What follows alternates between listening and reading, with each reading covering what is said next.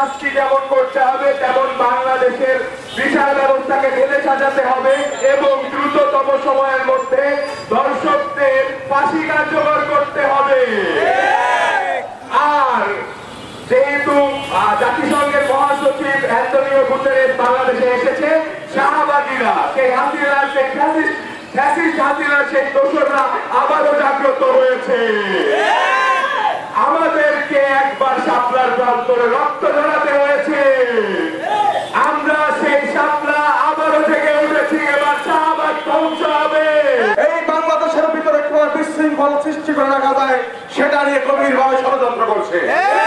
আপনারা জানেন এই ধর্ষকের বিচার চাইতে এসে স্বৈরাচারের দোসরের তৎকালীন সময়ে এজেন্ডা বাস্তবায়ন করছে শাহবাগীরা।